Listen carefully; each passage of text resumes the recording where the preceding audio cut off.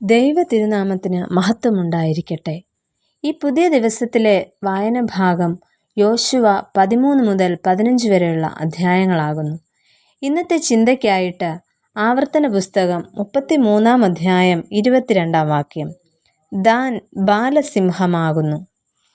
റാഹേലിൻ്റെ ദാസി ബിൽഹായിലൂടെ യാക്കോബിന് ലഭിച്ച മകനാണ് ദാൻ. ദൈവം എനിക്ക് ന്യായം നടത്തി എന്നതാണ് ദാൻ എന്ന പേരിൻ്റെ അർത്ഥം. ദാൻ ഗോത്രത്തിൻ്റെ പിതാവുമായിരുന്നു ദാൻ.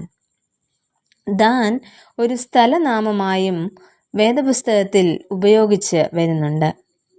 എന്നാൽ യാക്കോബിൻ്റെ 5ാമത്തെ മകനായിരുന്നു ദാൻ. പദ്ദൻ ആരാമിലായിരുന്നു ദാനിൻ്റെ ജനനം. തൻ്റെ അമ്മയായ ബിൽഹയുടെ ആദ്യജാതനായിരുന്നു ഇദ്ദേഹം. വന്ധ്യയായ തൻ്റെ യജമാനത്തി റാഹേലിൻ്റെ ദാസിയായിരുന്നു ബിൽഹ. റാഹേലിന് പകരമായി ബിൽഹ ഒരു 2ാം ഭാര്യയാകുന്നു. ഈ കാരണത്താലാണ് റാഹേൽ കുട്ടിയെ കയ്യിലെടുത്ത് അവന് ദാൻ എന്ന് പേരിട്ടത്. യാക്കോബിൻ്റെ കുടുംബം മിസ്രയീമിലേക്ക് പോകുമ്പോൾ ദാന് ഒരു മകനും ഉണ്ടായിരുന്നു എന്ന് പറയുന്നു.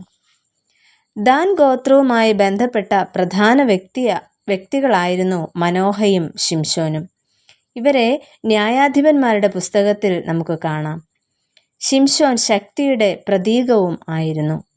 പടപൊരുതാൻ കെൽപ്പുള്ള ഒരു സംഘം ആൾക്കാരായിരുന്നു ദാൻ ഗോത്രക്കാർ. ദാൻ ഗോത്രം എഫ്രയീമിന് തെക്കു പടിഞ്ഞാറ് മലമ്പ്രദേശത്ത് പാർത്തിരുന്നു. തുടർന്ന് ഇവർ അയ്യാലോൻ സൊരാക് താഴ്വരകളിലേക്ക് പോയി. ദാൻ ഗോത്രത്തിന് 7ാമത്തെ നറുക്ക് കിട്ടിയെന്ന് പറയുന്നു. യോശുവയുടെ പുസ്തകം 19 അധ്യായം 40 മുതൽ 48 വരെയുള്ള വാക്യങ്ങളിൽ എന്നാൽ ദാന് അവകാശമായി കിട്ടിയ പട്ടണം അവർക്ക് നഷ്ടമാകുകയും അവിടെ നിന്നും അവർ വടക്കോട്ട് നീങ്ങി അവിടെ ദാൻ നഗരം പണിത് അതിൽ ദൈവമന്ദിരം നിർമ്മിച്ച് മീഖാവിനെ പുരോഹിതനായി നിയമിക്കുകയും ചെയ്യുന്നുവെന്ന് പറയുന്നു. പ്രവാസകാലം വരെ മോശയുടെ സന്താന പരമ്പരയിലുള്ള പുരോഹിതരായിരുന്നു അവിടെ ശുശ്രൂഷ ചെയ്തിരുന്നത്. എന്നാൽ ദൈവപുരുഷനായ മോശ ദാനെ അനുഗ്രഹിക്കുന്നത് ഇപ്രകാരമാണ്.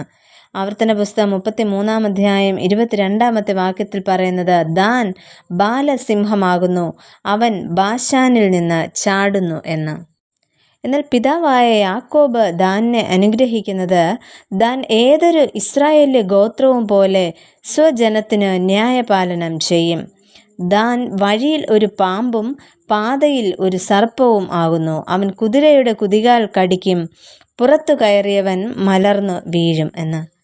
ദാൻ ഒരു വലിയ ദേശീയ ഉദ്ദേശത്തിന് ഉപകരിക്കും. ദാൻ തൻ്റെ ജനത്തെ ന്യായം വിധിക്കേണ്ടതായിരുന്നു.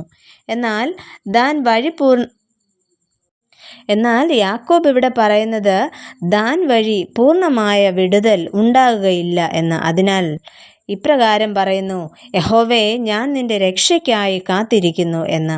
പൂർണ്ണമായ രക്ഷയ്ക്കായി ഇസ്രായേലും മറ്റെല്ലാ ജനതകളും കാത്തിരിക്കേണ്ടത് ഒരു വലിയ ന്യായാധിപനെയാണ്, അതായത് യഹോവയിലൂടെ അവിടുത്തെ പുത്രനായ യേശുക്രിസ്തുവിനെയാണ്. ആ കാത്തിരിപ്പിനായി നമുക്ക് ഒരുങ്ങാം. ക്രിസ്തുവിൻ്റെ 2ാമത്തെ വരവിനു വേണ്ടി ഒരുക്കത്തോടെ നമുക്ക് ആയിരിക്കാം. പ്രിയ കർത്താവേ, ഈ ലോകത്തിൻ്റെ ശക്തികളെയോ മഹാന്മാരെയോ അല്ല ഞങ്ങൾ കാത്തിരിക്കേണ്ടത്, മറിച്ച് അവിടുത്തെ പുത്രനായ യേശുക്രിസ്തുവിനു വേണ്ടി ഒരുക്കത്തോടെ കാത്തിരിക്കുവാൻ ഞങ്ങളെ സഹായിക്കണമേ. ആമേൻ.